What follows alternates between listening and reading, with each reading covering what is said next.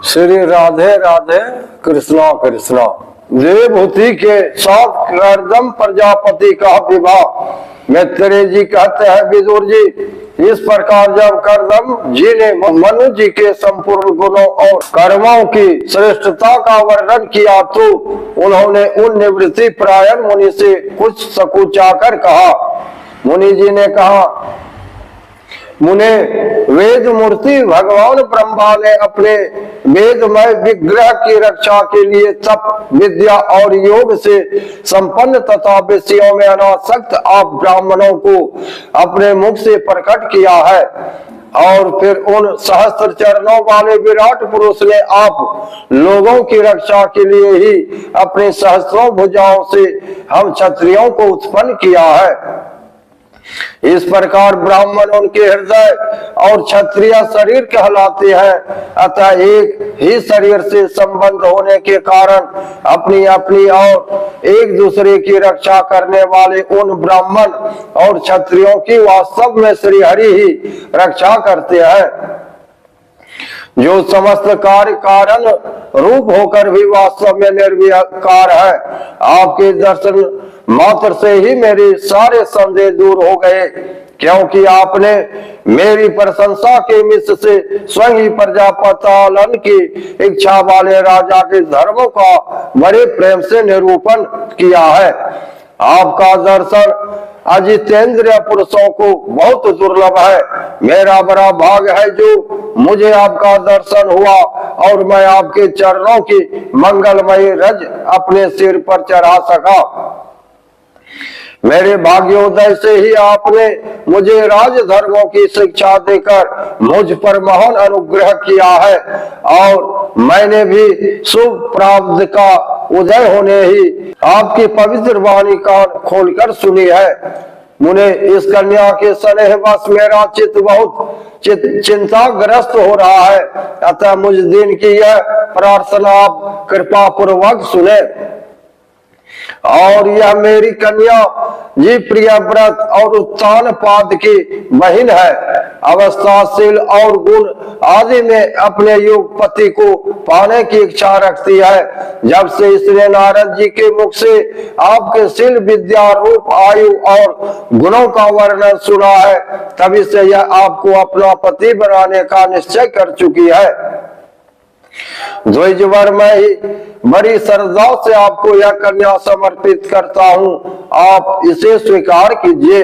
यह गृहस्थ अस्थोचित कार्यों के लिए सब प्रकार आपके योग्य है। जो भोग स्वतः प्राप्त हो जाए उसकी अवहेलना करना विरक्त पुरुष को भी उचित नहीं है।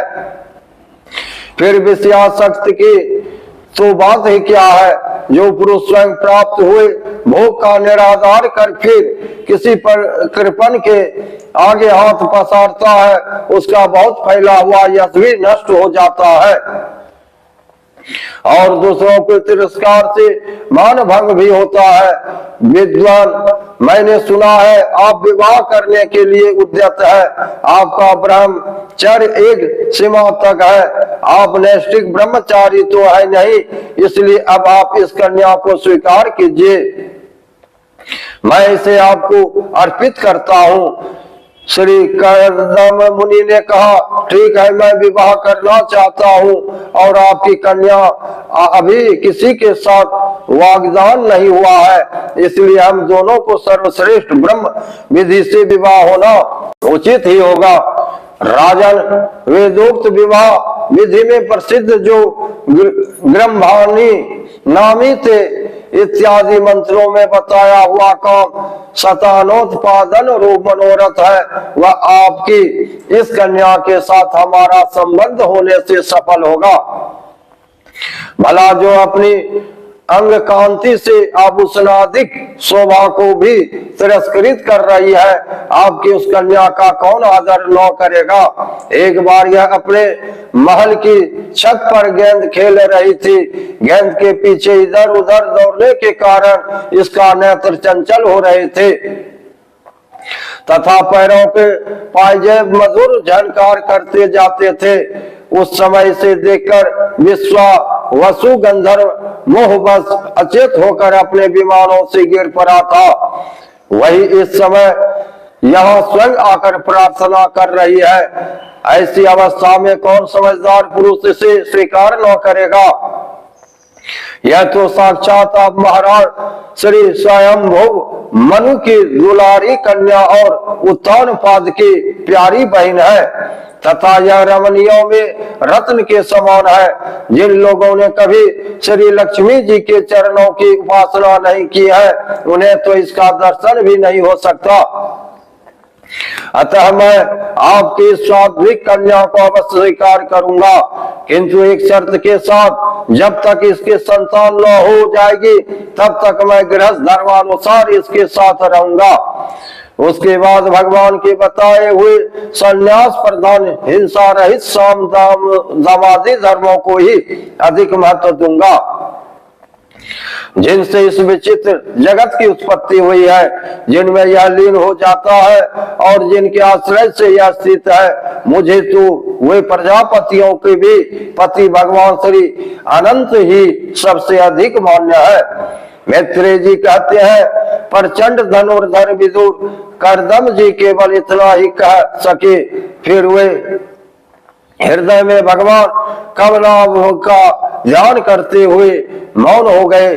उस समय उनके मंद हास्य युक्त मुख कमलों को देखकर देवभूति का चित्त लुभा गया। मनु जी ने देखा कि इस संबंध में महारानी सतरूपा राजकुमारी की स्पष्ट अनुमति है। अतः उन्होंने अनेक गुणों से संपन्न कर्दम जी को उन्हीं के समान गुणवती कन्या का प्रसन्नता पूर्वक दान कर दिया। महारानी सतरूपा ने भी बेटी और दामाद को बड़े प्रेम पूर्वक बहुत से बहुमूल्य वस्त्र आभूषण और गृहस्थोचित पत्र आदि दहेज में दिए। इस प्रकार से योग्य वर को अपनी कन्या देकर महाराज मनु निश्चित हो गए। चलती बार उसका वियोग न सह सकने के कारण उन्होंने उत्कंठावश विहल चित्त होकर उसे अपनी छाती से चिपटा लिया और बेटी बेटी कहकर रोने लगे। उनकी आंखों से आंसुओं की झड़ी लग गई और उनसे उन्होंने देवभूति के सिर के सारे बाल भिगो दिए। फिर वे मुनिवर कर्दम से पूछकर उनकी आज्ञा से ले रानी के सहित रथ पर सवार हुए और अपने सेव कर्मों सहित ऋषि कुल सेवित सरस्वती नदी के दोनों तीरों पर मुनियों के आश्रमों की शोभा देखते हुए अपनी राजधानी में चले आए। जब ब्रह्मवर्त की प्रजा को यह समाचार मिला कि उसके स्वामी आ रहे हैं, तब वह अत्यंत आनंदित होकर स्तुति गीत एवं बाजे गाजे के साथ अगवानी करने के लिए ब्रह्मवर्त की राजधानी से बाहर आई। सब प्रकार की संपदाओं से युक्त महिष्मती नगरी मुनि जी की राजधानी थी, जहाँ पृथ्वी को रसातल से ले आने के पश्चात दोनों शरीर कपाते समय श्री बारह भगवान के रोम झड़कर गिरे थे।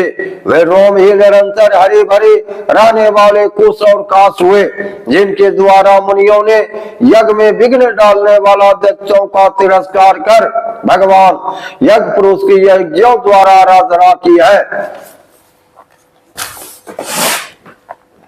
महाराज मनु भी श्री बारह भगवान से भूमि रूप निवास स्थान प्राप्त होने पर इसी स्थान में कुश और काश की वही चटाई बिछाकर श्री यज्ञ भगवान की पूजा की थी।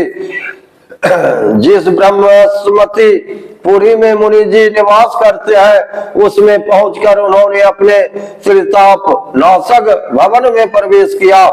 वहां अपनी भार्या और संतति के सहित हुए धर्म अर्थ और मोक्ष के अनुकूल भोगों को भोगने लगे। प्रातः काल होने पर गंधर्वगण अपनी स्त्रियों के सहित उनका गुणगान करते थे, किंतु मनु जी उसमें आसक्त न होकर प्रेम पूर्ण हृदय से श्री हरि की कथाएं ही सुना करते थे। वे इच्छानुसार भोगों का निर्माण करने में कुशल थे, किंतु मननशील और भगवत परायण श्री हीन के कारण भोग उन्हें किंचित भी विचलित नहीं कर पाते थे। भगवान विष्णु की कथाओं का श्रवण, ध्यान, रचना और निरूपण करते रहने के कारण उनके मनवंतर को व्यतीत करने वाले क्षण कभी व्यर्थ नहीं जाते थे।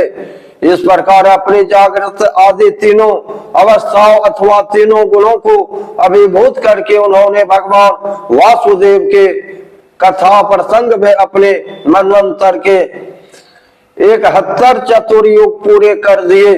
व्यास नंदन विदुर जी, जो पुरुष श्री हरि के आश्रित रहता है उसे शारीरिक, मानसिक, दैविक, मानसिक अथवा भौतिक दुख किस प्रकार कष्ट पहुंचा सकते हैं। मनु जी निरंतर समस्त प्राणियों के हित में लगे रहते हैं। मुनियों के पूछने पर उन्होंने मनुष्यों के तथा समस्त वर्ण आश्रमों के अनेक प्रकार के मंगलमय धर्मों का भी वर्णन किया, जो मनु संहिता के रूप में भी अब भी उपलब्ध है। जगत के सर्वप्रथम सम्राट महाराज मनु वास्तव में कीर्तन के युग थे। यह मैंने उनके अद्भुत चरित्र का वर्णन किया। अब उनकी कन्या देवहूति का प्रभाव सुनो। राधे राधे, कृष्णा कृष्णा। लाइक करिए, सब्सक्राइब करिए। जय श्री हरि कृष्णा।